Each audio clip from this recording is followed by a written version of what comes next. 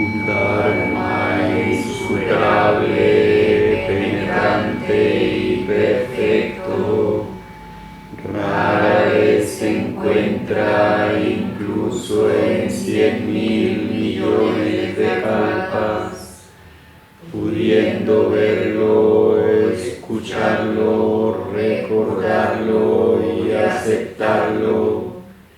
Me hago el voto de probar la verdad del Tathagata.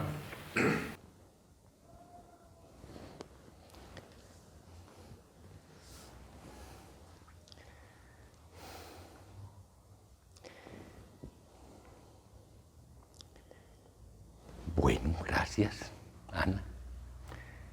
Los extrañábamos, Andrés, Alejandra, Ana, Catalina, y a los que ya estaban aquí en la casa. Gracias por venir.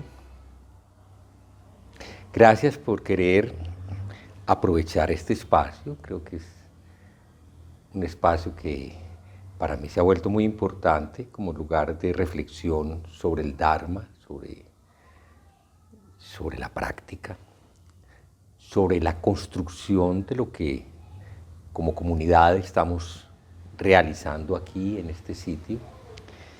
De modo que valoro mucho el esfuerzo de todas y de todos por querer acompañarnos. Es evidente que los cambios del tiempo se hacen sentir. Ya llevamos, abril ya se está acabando, ya el segundo trimestre del año ha avanzado bastante.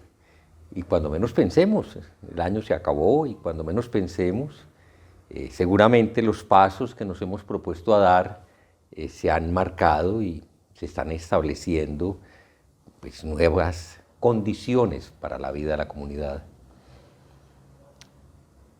Mañana voy a dictar un seminario sobre la vida del Buda y la verdad, llevo muchos años, de alguna manera, desarrollando mi propia narrativa, mi propia forma de comprender y de comunicar lo que significa para mí la evidencia, el hecho histórico de que hace 2600 años hubiera nacido en algún lugar del sur de Nepal, arriba del norte, de la zona gangética de la India, un ser humano que fue conocido en vida con el nombre de Siddhartha Gautama Sakyamuni. Un ser humano que, como muchos de nosotros,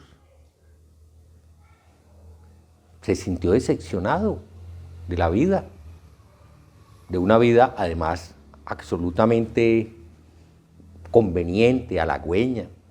Un hombre rico, muy rico. Curioso, pues, que los personajes fundadores, no tengan rasgos tan idénticos, pues de Cristo sabemos que era hijo de un carpintero. Los judíos en su época estaban sometidos a los romanos, en una situación militar muy particular, social muy difícil. Tampoco se puede decir que fuera realmente pobre o miserable, no queda claro que esa haya sido su condición, pero no era rico. Indudablemente eso no se resalta en la vida de Cristo. Mahoma, al comienzo, tampoco era exactamente rico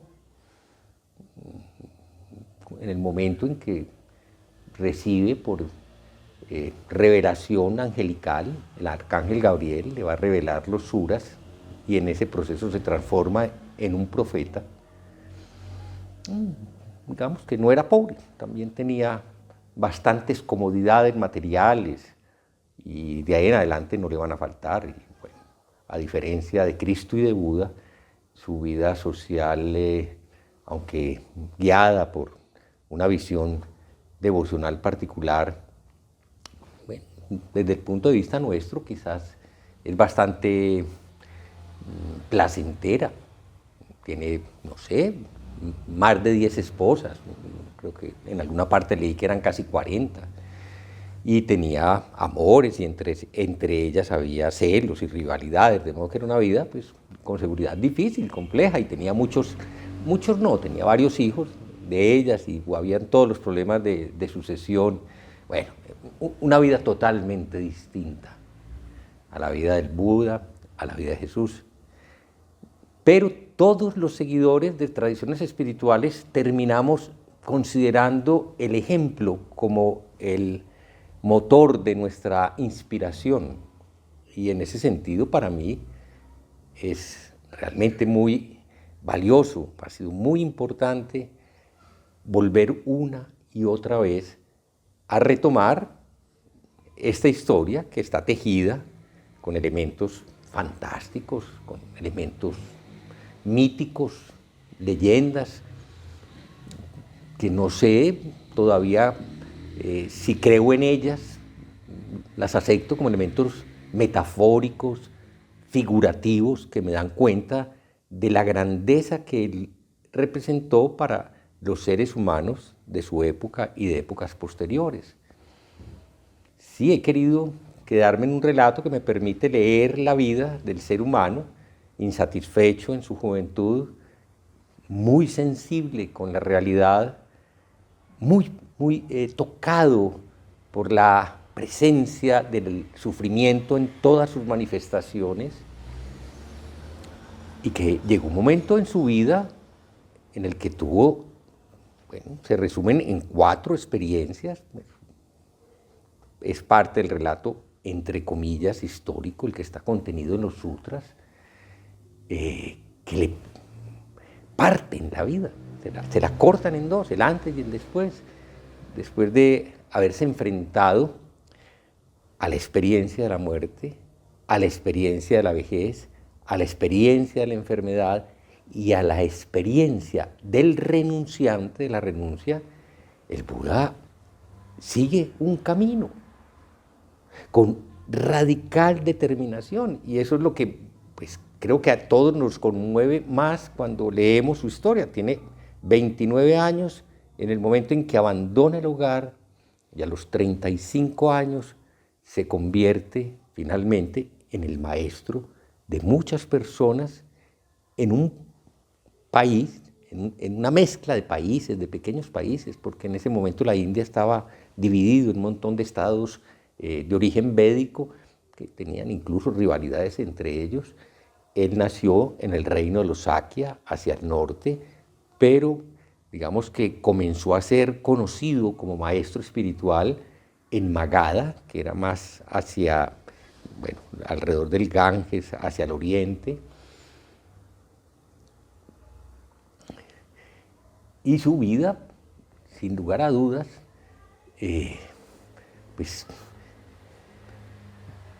tuvo un impacto total y definitivo por la forma en que él asumió su búsqueda, su compromiso. 6 años es mucho tiempo en la perspectiva del que empieza algo. Pensar en 6 años es pensar en un lapso de tiempo muy largo, pero los que llevamos practicando muchos años, pues sabemos que realmente eso es una exhalación, eso se va en un momentico. ¿Qué había de especial en este ser humano? Difícil resumirlo. Es difícil resaltar si él en esa vida corta que tuvo, en esos primeros 29 años, tuvo acceso a los elementos formativos que iban a determinar su búsqueda, o en el mejor espíritu del pensamiento de la India, que el budismo aceptó, pues por supuesto lo que había era un karma, lo que había era un pasado de vidas anteriores.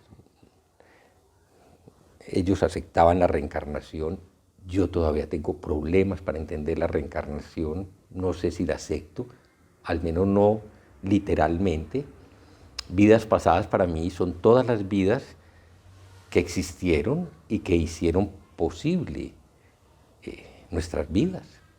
Somos la encarnación de seres vivientes que desaparecieron para alimentarnos, para nutrirnos. Y no solo físicamente, espiritualmente, es obvio. Cada uno de los seres significativos de nuestra vida han dejado una huella y esa huella es la que marca nuestra vida.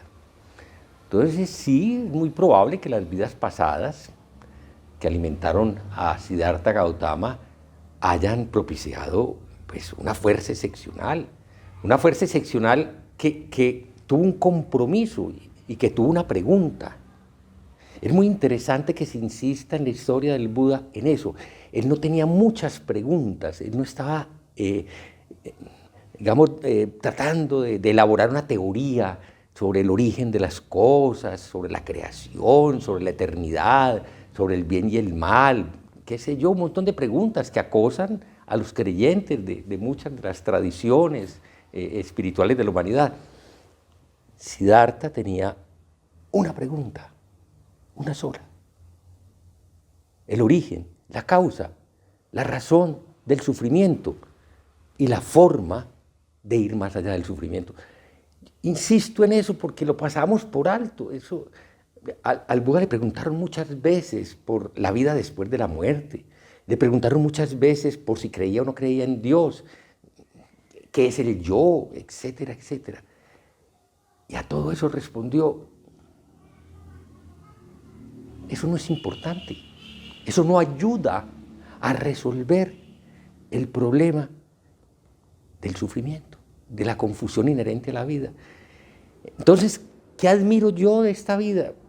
Evidentemente, la fortaleza, el compromiso, la determinación que le permite, en el momento en que él ya dice, se acabó, es que todo el mundo vive como si no pasara nada, como si diera igual estar aquí de cualquier manera. La gente se mantiene riéndose y celebrando un montón de tonterías, mientras la enfermedad, la vejez y la muerte galopan, arrasando con todo.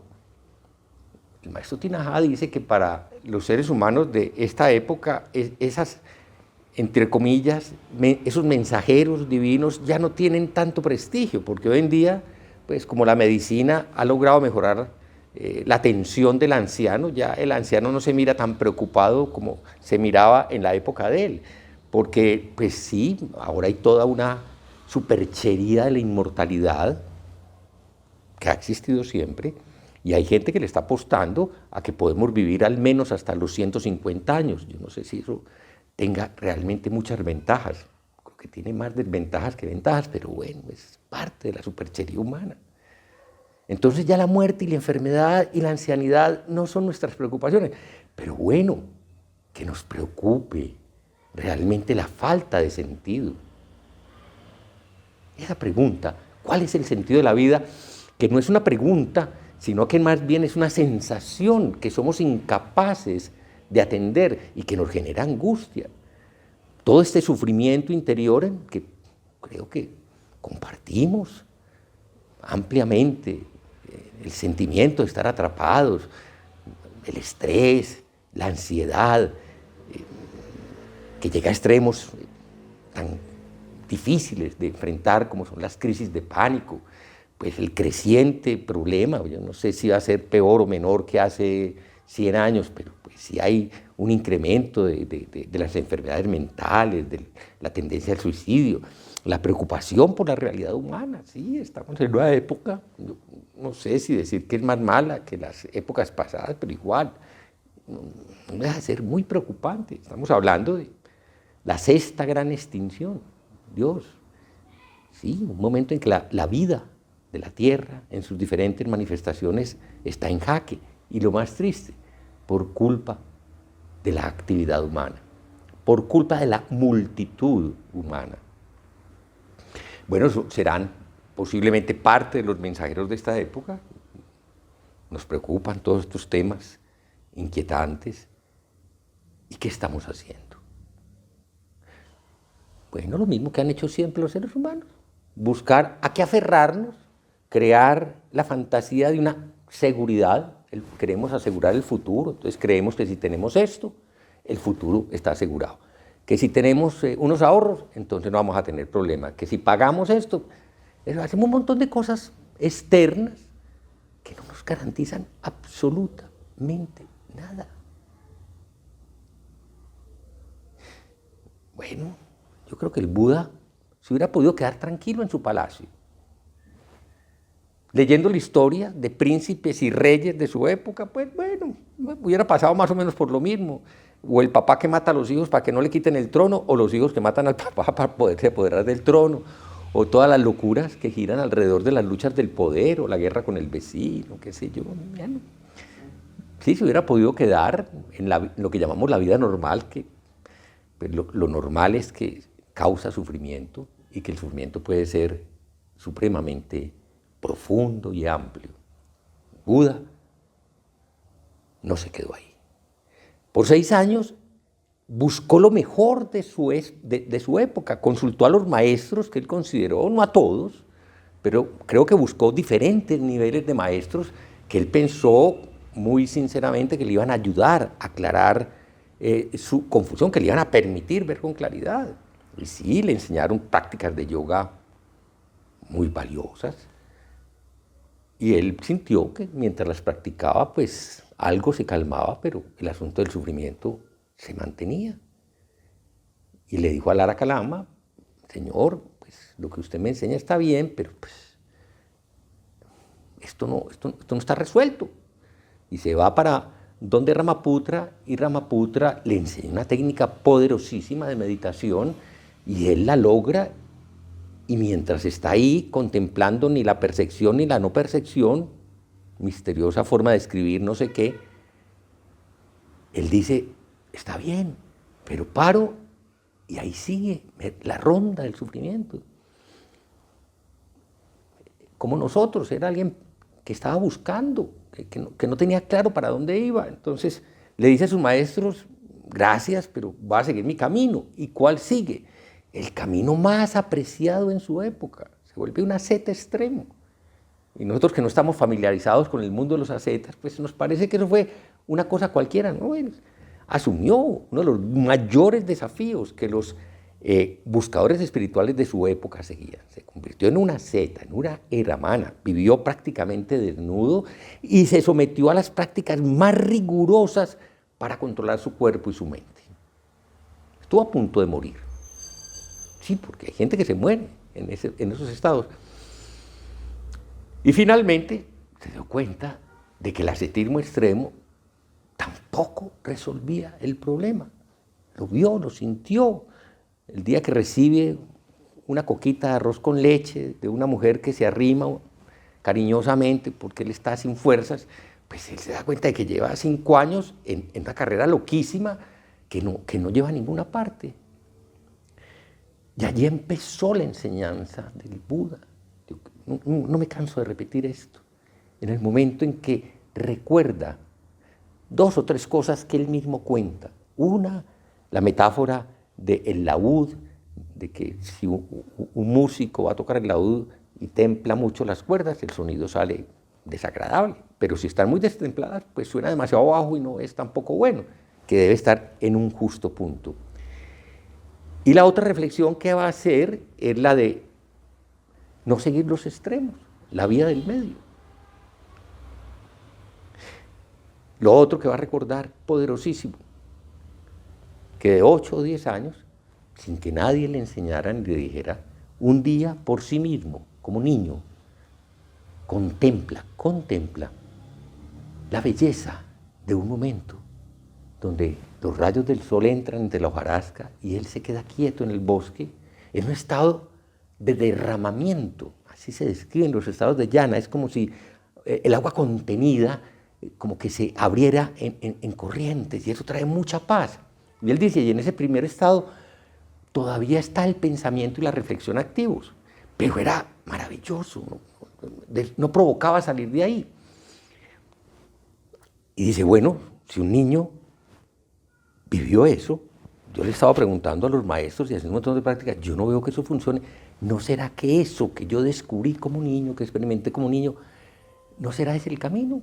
Y efectivamente, sí, aprendió como nosotros a cruzar las piernas, fabricó un cojincito de una hierba que le ofrecían, al parecer, bueno, vaqueros o niños, y tomó la determinación de entrar en esos espacios de contemplación, simplemente de abrirse y entregarse. Y ese fue el camino que nos ofreció. Su sinceridad, la determinación con lo que lo vivió, le permitió en pocos días llegar al despertar, darse cuenta realmente de dónde viene el sufrimiento y ver claramente que el sufrimiento puede ser abandonado y formular claramente el camino para superarlo, el óctuple noble sendero. Posiblemente en nada de esas formulaciones había nada de original, excepto la forma en que lo hizo, la sencillez, la contundencia. Entonces quiero recordar esto porque muy a menudo, pues, como practicantes, bueno, no solo de budismo, aquí todos llegamos untados de una cosa y de la otra, seguimos en las ramas, seguimos dando vueltas, no adquirimos la determinación y el compromiso de ponernos en lo que estamos. Si esta sanga empieza a tener sentido, es porque algunas personas con poco polvo en los ojos están alcanzando a ver, a tener intuiciones de qué es lo que tienen que hacer. Invito a todos los practicantes que sopesen su intención, que vuelvan a tener claridad sobre su compromiso y que realmente den ese paso adelante, que es, en algunas expresiones, un paso hacia adentro. Salir del mundo disperso de conexiones y de actividades con el mundo y ponernos en el lugar en el que estamos instante tras instante. Bueno, eso es nuestro triple tesoro, el Buda, su enseñanza, el Dharma, y a partir de su realización, claro, al empezar a compartirla, y no la compartía con muchas palabras. Habló por 45 años, es verdad, y eso permitió, como sucede con lo que se graba aquí, eso va formando un montón de... Pero en realidad, lo que tenemos que realizar no es un paquete de conocimientos. Lo que tenemos que realizar siempre, siempre está aquí, ante nosotros, detrás de nosotros, al lado de nosotros, dentro de nosotros, encima de nosotros. No estamos separados. Gracias. Que nuestra intención se extienda por igual a cada ser y lugar, con el verdadero mérito del sendero del Buda. Los seres son innumerables, hago el voto de salvarlos. Las ilusiones son inextinguibles, hago el voto de terminarlas. Las puertas del Dharma son infinitas,